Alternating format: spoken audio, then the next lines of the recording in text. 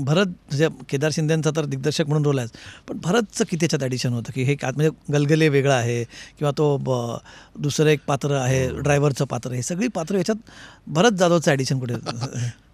एक तर केदार आणि मी आणि अंकुश आम्ही खूप जुने मित्र आहोत. खूप म्हणजे अगदी शाहीर साबळे त्यांच्या लोकधारापासून आम्ही एकत्र आहोत. तर प्रत्येक आम्ही एकांकिका स्पर्धा एकत्र केल्या आहेत किंवा शाहिरांचं बापाचं बाप नावाचं ते प्रहसन होतं पूर्वी.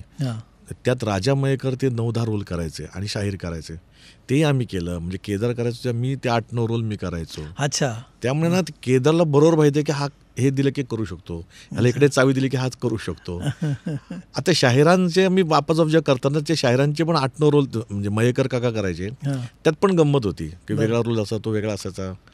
आणि आपण शिकणार कुठे ना कुठल्या कॉलेजला गेलो, अभिनयाच्या कुठल्या शाळेत गेलोच नाही आपण.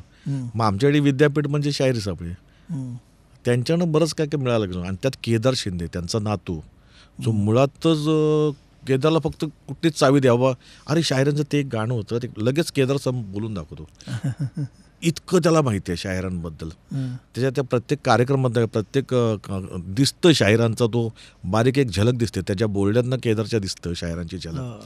तर त्याचा फायदा मित्र म्हणून आम्हाला व्हायला लागला. आणि आम्ही जेव्हा एखादी गोष्ट इम्प्रोवाइज करायचो, एखादी गोष्ट केदार लिहायचा, तेव्हा तो इम्प्रोवाइज करत लिहितो केदार, म्हणजे पूर्वीपासूनच.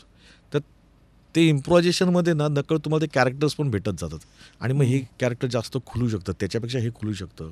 आणि मग त्याला एक छान पद्धतीने म्हणजे तो केदारचा तो प्लस पॉईंट आहे की तो मांडतो चांगलं.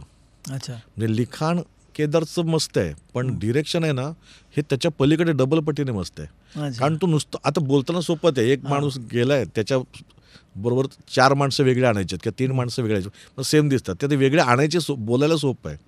त्यांना आणून कसं मी लोकांना अडकवून ठेवेन, तर दॅट इज केदार शिंदे. आणि मी इकडनं मला जे आमच्या तालमीत तर बडबडायचंच केदार, मला माहीत नाही तू मागे पड नाही तर काय हो, या एवढ्या सेकंदात 3-4थ्या बीटला तू स्टेजवर दिसलाच पाहिजे मला, नाही तर नाटक नाही होणार आहे. इतका तो शार्प आणि स्ट्रॉंग असायचा. त्यामुळे त्याच्या चकवा दिसतात ना नाटकात की पटकन गेला पटकन आला, बिकॉज ऑफ केदार शिंदे. त्याने आणखीन ह्यात गंमत केली. आता मी आता तुमच्यासमोर बोलतो, लोकांना आता तर कळेल की मी नसताना दुसरे दोघं बोलताना त्यात पण तो एक पंच आला पाहिजे, म्हणजे एक लाफ्टरचा पंच आला पाहिजे, जेणेकरून अजून काही सेकंद मिळतात माझ्याकडे यायला. त्यामुळे मी नसताना पण 1-2 विनोद चालू असतात स्टेजवर. अच्छा. 1-2 विनोद भले सिम्पल साधे असेल, पण तो सिम्पल असल्यामुळे तुम्हाला कुठे लागलेलं असतात, ते लॉक झाले असतात. त्या दुसऱ्या कॅरेक्टरला तुम्ही फॉलो करताना त्यामध्ये मी गायब झालो असेल तर दुसऱ्याशी बोलता बोलता अरे आला, पण ते बोलतो तर आलं ना, ते बोलणं आहे ना, दॅट इज केदार शिंदे.